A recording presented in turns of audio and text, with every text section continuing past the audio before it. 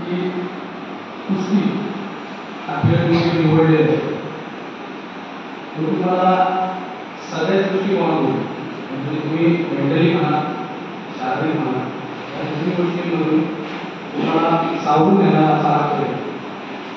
पूर्वीच्या काळात पैलवानाला असं म्हणायचे की ज्याला उभी नसते तो पैलवानी करतो. ते जेवढे पण मान्यवर आहेत त्यांना पण माहिती असेल असं बोलायचं ज्याला उभी नाही तो पैलवानी क्षेत्र निवडतो. पण ही गोष्ट खरी आहे का आणि कितपत खरी आहे तर याचा मी आज थोडंसं सांगतो तुम्हाला की योग्य वेळेत योग्य तो निर्णय घेणे आणि तो काही क्षणात घेणे हा एक बुद्धिवंतच करू शकतो. त्याच्यामुळं कुस्ती हा बुद्धिवंताचाच खेळ आहे.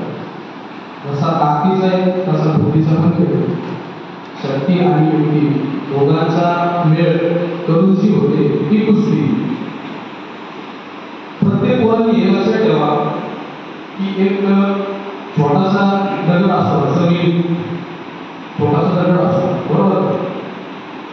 तुमचं शरीर आहे तो दगड, तरी पण तुम्हाला ठेच लागली की माणूस पडतो का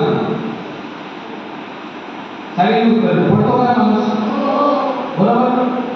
ठेच लागल्यावर माणूस पडतो का पडतो त्या दगडात ताकद होती तुमच्यावर, तुम्ही दगड सरळ करू शकता ना.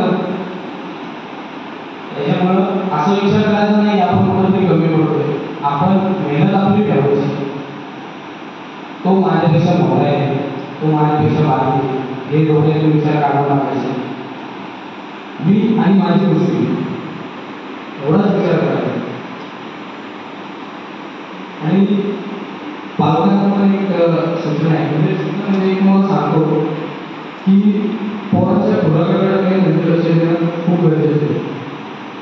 आज गुरुवर्य सुंदरला घडले हे खूप वर्षाच्या वर्ष घडवलं, पण आज फक्त आणि फक्त खुराक म्हणून थोडेसे मागं पडलेले हे आम्ही अनुभवले स्वतः.